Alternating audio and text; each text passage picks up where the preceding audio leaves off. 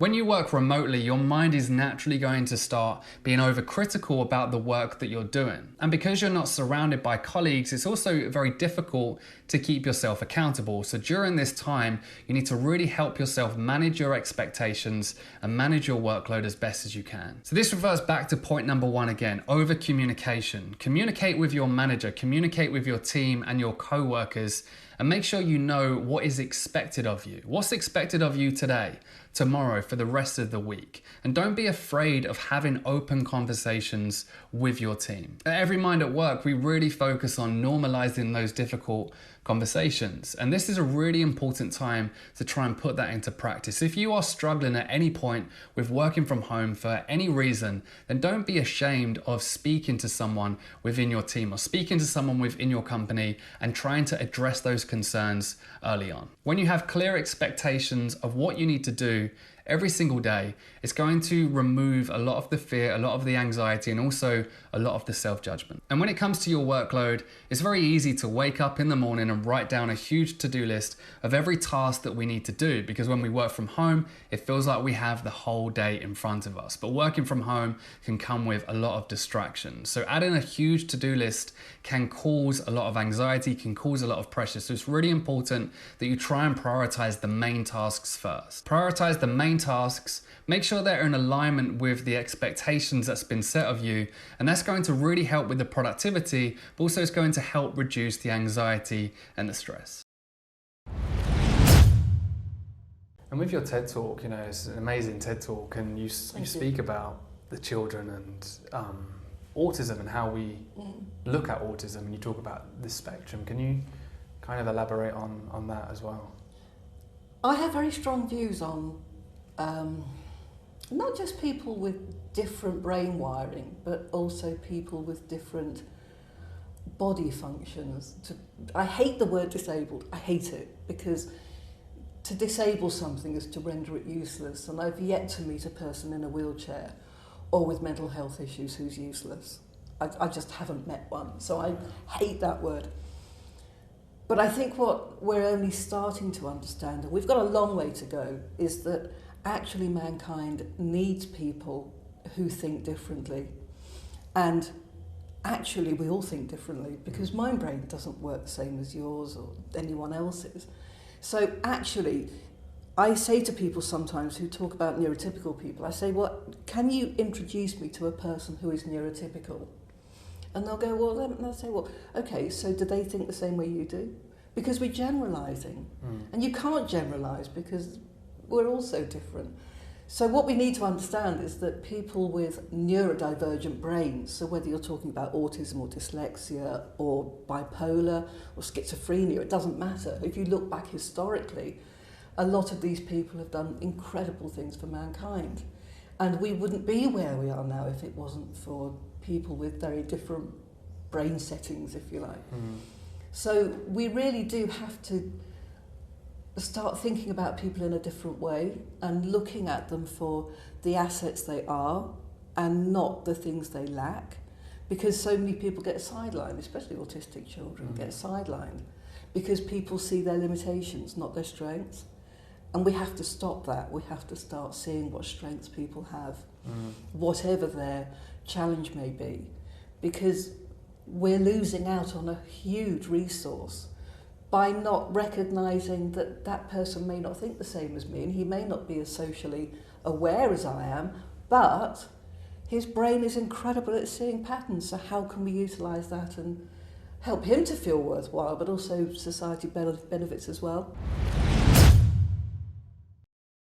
Lots of people say it when it comes to mental health, that you're not alone. And when you are struggling with your mental health, you feel like you need to isolate and you feel like you need to deal with it on your own. But in reality, when we look at this situation, you are not alone. Everyone else is experiencing it. Everyone else may be having similar emotions. So don't be afraid to reach out to other people, to try and share how you're feeling with others too, because that can also be hugely beneficial for them. And know that you're not alone, and we are in this together.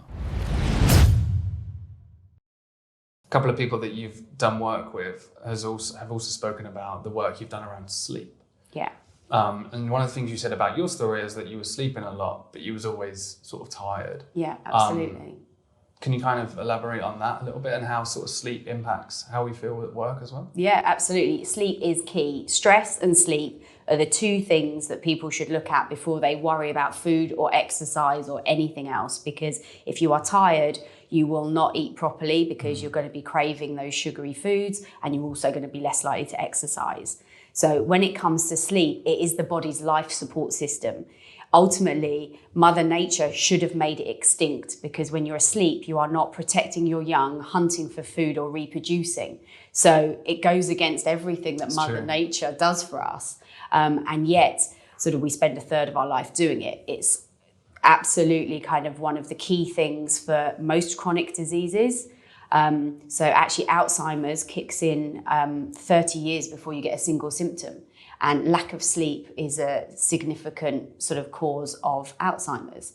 So people really have to take it very seriously that you've got to get at least 7 hours. The preference is 8, and Jeff Bezos, the CEO of Amazon, will not make a decision unless he's had 8 hours sleep. People are now really realizing how important it is, not only for your physical well-being, because when you are asleep, your body repairs itself from the day, but for your mental well-being.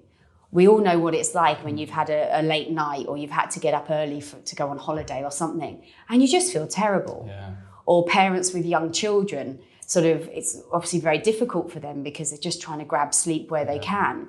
But sleep is so key to all of our well-being, and it's something that people should make a priority.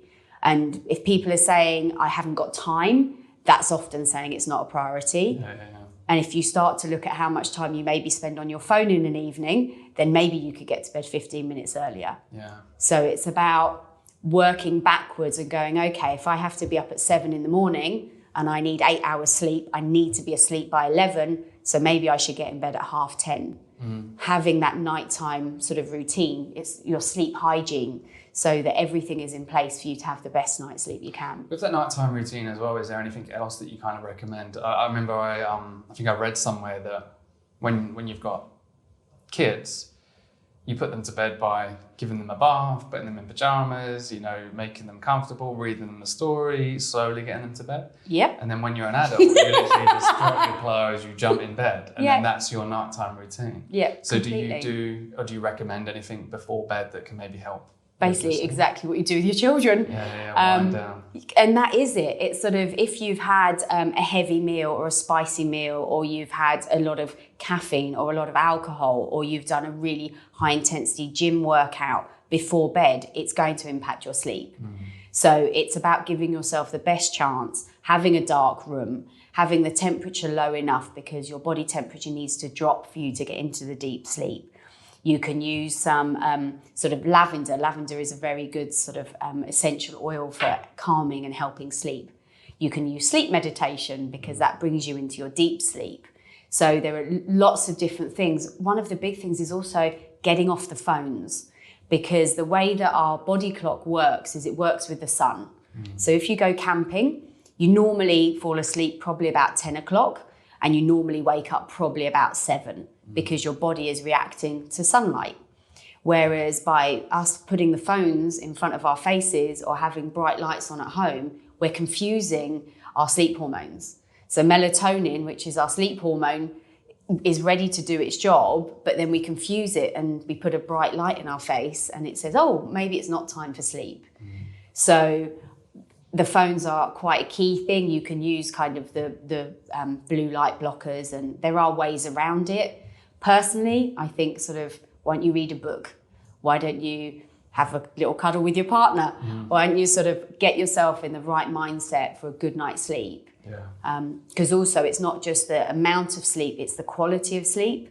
Because some people might have 8 hours, and as I was, and wake up still exhausted. This is something that we're going to probably end up talking about for a long time as well, which is finding balance.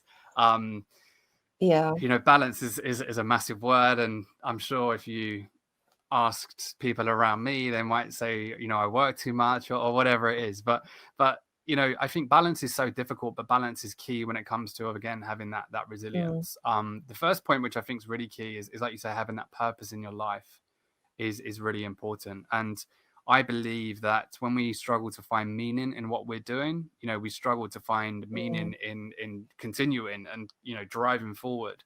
Yeah. And a big part of why I work so much is because of the passion behind it, and trying to obviously, help people with mental health and kind of change the way we kind of look at it. And that purpose really drives me and definitely makes me more resilient, that if a curveball gets thrown in my way, I'm still kind of, on that track to try and achieve what I want to achieve. Yeah. Yeah. And I think maybe it should be reframed as almost like a healthy balance, isn't it? Because I absolutely agree with you. If you're passionate about what you're doing and you enjoy doing it and you want to make it work and you want to help others, or whatever it is that you're doing, that is work. But it's almost more of a healthy work environment and a healthy balance. And actually, if it's making you feel good about yourself, then even if you are maybe working a bit more than perhaps would normally be expected, as long as you're enjoying it and you are still taking breaks, and but for me it's about that healthy balance, isn't it? I think it's when it's an unhealthy balance, and you're working all the hours God sends, and you feel stressful and you feel as though you're under pressure, or you feel overwhelmed, or whatever it might be. That's when it sort of tips over into being more more unhealthy, definitely. I agree. But it's something everybody, I think, struggles with, don't they? It's I think we're conditioned to think we must work hard and we must put in, a certain amount of hours. And if we don't do that, or if something happens, we almost feel obliged to deal with it. Even if we've worked our quota or whatever it might be for that week, you sort of, your work ethic makes you feel as though you should be dealing with that as well. And I think we all struggle with it, right? Because I think the reason, again, this is my own personal experience, but the reason why I struggle with it, and I'm getting better at it, because again, all of these strategies, as you said, is a process. It's not like an overnight fix. But the reason why I've always struggled with it is because I haven't defined my own balance. So what I mean by that is, I work a lot, right? But at the same time, I try and be there as much as I can with family, and I would say that I'm there with my family quite often as well. So I switch off at weekends. I'll put my boys to bed every night and things like that, which are kind of my non-negotiables.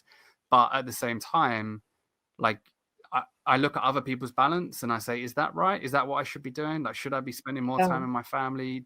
And now I feel guilty that, I'm working more. And I think what's really important is we have to define our own balance. Like, what works for us. Some people are very driven by work, and that makes them happy. So let's not make them feel guilty if they work more than maybe they socialize. And I think as well, someone said to me once, which was really important. He said, work-life balance is never like that.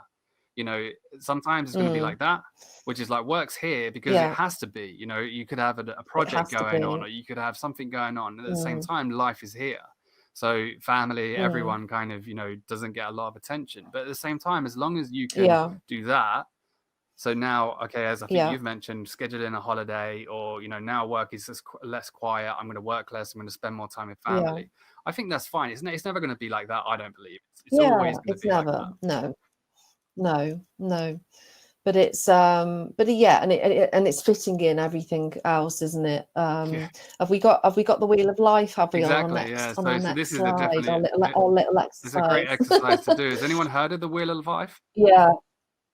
Has anyone done it? I've only done it once. I think it is mostly referred to as the wheel of life, or Vicky's done it. Julia's done it. And with the wheel of life, or the wellness wheel that someone said. Yeah. No worries, Joe. That's fine. I'll send you the slides. Oh, thanks, Joe. Drop me an email, Joe, if I haven't sent them to you. But with the wheel of life, again, we've got two examples here that I've just pulled from Google. And the one on the right is obviously just someone doing it themselves, but obviously the one on the left is different. And I think the wheel of life, there's loads of different ones out there. And like we said, there's the wellness wheel, and those segments of the pie, I guess you can kind of say, it can be defined in your own way. So kind of the one on the right, you've got spirituality, career, health, finances, relationships, fun, learning, and giving.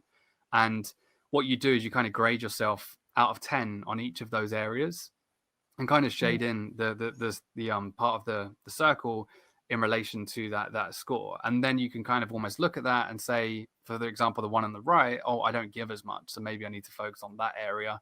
Whereas I'm having quite a lot of fun, I feel like I'm learning a lot. So you can kind of shift your attention to that one part of you as well. Sorry, did you do something similar? And it's amazing. Yeah, we did. I did it with a group of friends. I think there was about 6 of us, and we were. I think only 2 of them had done it before, and the other 4 hadn't, including myself. And so we were sort of looking at one of our friends to sort of guide us through it really. And she was sort of saying, yeah, there's no right or wrong, and as you said, those segments can be labelled differently to make it more more pertinent to your own life. But it's a real eye-opener, and obviously those segments will be shaded completely differently depending on your life circumstances. So around the table we had so many different lives.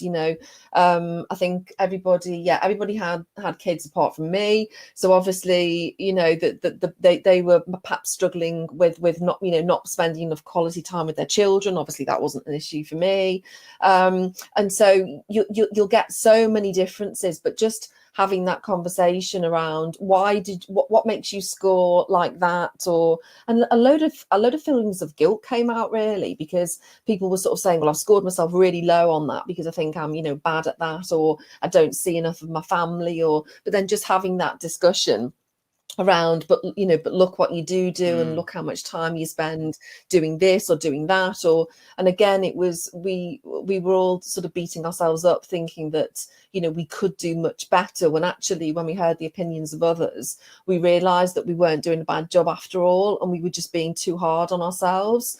Because I think day-to-day life now is really, really hard, isn't it? And we're juggling so many different things, and especially if you've got children as well, or you're dealing with sickness in the family, or you literally are darting from one thing to another, trying to help everybody and fix everything, and it's no wonder we often feel a bit overwhelmed because there's just so much going on. Yeah. But I think doing it with other people, if you are going to do the exercise, is actually quite good, because it sparks a discussion as well. Yeah.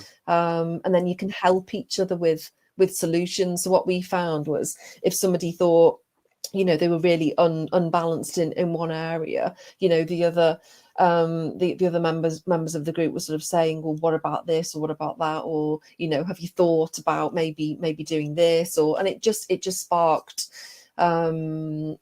suggestions really as to how they could improve that segment of their wheel. I also know people that do this daily, and I was a bit like, oh crikey. So I think that would be pretty hard going to do it daily, but I know one lady that does do it daily, and literally, the start of her day, she'll have a look and she'll do some planning, and so that's quite a discipline to do it daily. But yeah, I guess it's whatever helps you really.